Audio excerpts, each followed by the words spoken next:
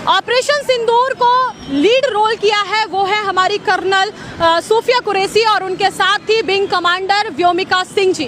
उन्होंने प्रेस के जरिए ऑपरेशन सिंदूर को बताया है कि किस तरीके से 6 और 7 मई की रात में 1:05 से 1:30 तक भारत की सेना ने पाकिस्तान के उन 9 संगठनों पर, उन 9 स्थानों पर जहां पर आतंकवादी रहते थे, उनको कैसे नस्तानाबूद किया है। तो हमारे बीच में भी मातृशक्ति, इनसे पूछ लेते हैं कि आखिर उनको कैसा लग रहा है ऑपरेशन सिंदूर के इस कार्यक्रम में, और ये जो ऑपरेशन सिंदूर चलाया गया है इसको लेकर आप क्या कहना चाहती हैं? नमस्कार, मेरा नाम ज्योति पयासी। सबसे पहले तो मैं सभी देशवासियों को बधाई देना चाहूँगी कि बहुत ही अच्छा मिशन में हम लोग सक्सेसफुल रहे हैं, हमारा देश।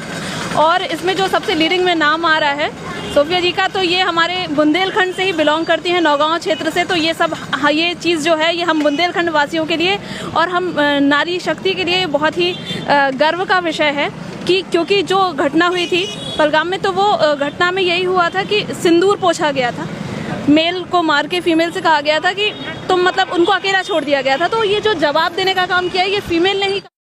सरकार ने ये बताया है कि सिंदूर का रंग ही लाल नहीं होता बल्कि लहू का रंग भी लाल होता है जो पाकिस्तान में इस वक्त बह रहा है।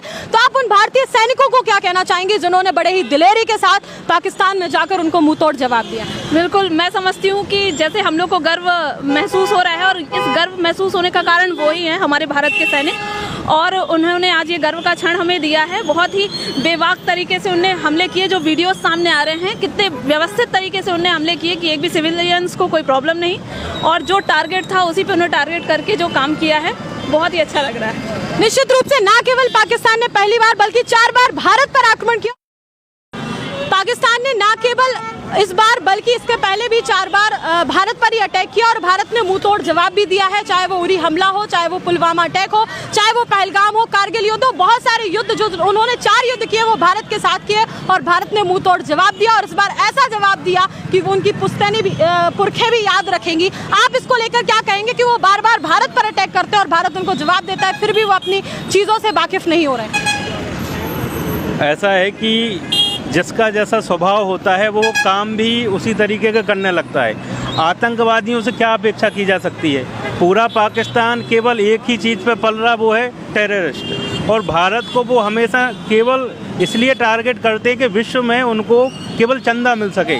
जो मुस्लिम कंट्री हैं वो ये दिखाते हैं कि भारत जो है, भारत हमें प्रताड़ित कर रहा है, भारत हमारा शोषण कर रहा है और हमारे नागरिकों को, निर्दोष लोगों को मारता है। तो इस ऐसे में हमें क्या करना चाहिए कि लोग हमें कितना चंदा दे दें। दूसरा, अभी पाकिस्तान के एक मंत्री का बयान आया है कि मोदी अब तो हमें जन्नत दे दे। कारण क्या है कि अब वो भी समझ गए हैं कि अब हमारे हाथ में कुछ बचा नहीं है। जैसा कि उनने जो कायराना हरकत करी, आदरणीय मोदी जी को बहुत बहुत धन्यवाद देना चाहता हूँ, और भारत की सेना को पूरे देश की तरफ से बहुत बहुत शुभकामनाएँ देना चाहता हूँ कि इतना बड़ा ऑपरेशन, और एक भी क्षति नहीं, एक भी सैनिक क्षति नहीं हुई, एक भी सैनिक की, एक भी विमान भारत का कहीं भी दुर्घटनाग्रस्त नहीं हुआ। बहुत बहुत धन्यवाद भारतीय सेना का और भारतीय। अच्छा, मसूद अजहर की बात करना हम नहीं भूलेंगे क्योंकि उनके परिवार की सूचना आ रही है कि 12 लोग जो है इस स्ट्राइक में मारे गए हैं, और उनने भी अब ये कहा है कि मुझे भी मर जाना चाहिए था, मैं कैसे जिंदा हूँ। उनको लेकर आप क्या कहना चाहेंगे? उसको लेके तो कुछ कहने की ज़रूरत नहीं है क्योंकि वो बहुत बड़ा आतंकवादी है, और देश में जितने भी हमले हुए हैं, मसूद अजहर का उसमें हाथ रहा, जैसे मोहम्मद का, तो उसका सारा मदरसा जो उसका पाकिस्तान के उसमें मदरसा था, बहुत बड़ा मदरसा बनाया हुआ था, और आतंकी कैंप था, वो ट्रेनिंग देता था वहाँ पे। तो उसका वो पूरा कैंप ख़त्म हो गया, उसके परिवार के 12 लोग ख़त्म हो गए। तो सोचता है अब ये कहना कोई बड़ी बात नहीं है, जिसका पूरा परिवार ख़त्म हो जाए तो उसको जी के करेगा भी तो क्या करेगा। लेकिन मोदी जी ने बहुत अच्छा काम किया है, पूरा देश उनका बहुत बहुत धन्यवाद कर रहा है, और छतरपुर की सारी जनता उनका बहुत बहुत आभार व्यक्त कर रही है। निश्चित रूप से देश के जो प्रधानमंत्री है, लोगन का उनसे उम्मीद भी आती है और उनने अपनी उम्मीदन पे खरे भी उतरे, और हमने जो सब चीज़ें देखी हैं, कैसे लोग जो है अपने अपने विचार व्यक्त कर रहे हैं। हम इस वक्त छत्रसाल चौराहे पर है और लोग पाकिस्तान को जो है पुतला दहन कर रहे हैं, भारत माता की जय कर रहे हैं। आप देख पा रहे हो वीडियो के माध्यम से कि कौन तरीका से जो है लोग अपना अपना प्रदर्शन दिखा रहे हैं, अपनी अपनी खुशी का जाहिर कर रहे हैं। निश्चित रूप से 22 अप्रैल से लेकर 7 मई तक को जो समय है, तो इस समय का लोगों ने बड़े ही शांतिपूर्ण तरीका से जो है निकालो है, और बहुत सारी उम्मीदन के साथ आतिशबाजी और पटाखा फोड़ के भारत का झंडा लहरा है। लोग जो है अपनी खुशी जाहिर कर रहे हैं और लोगन को बहुत खुशी है ये बात की कि आखिर जिन महिलाओं के सिंदूर पोछो गो तो उनको बदला उतर के लोगन को लहू बहा के लगो है।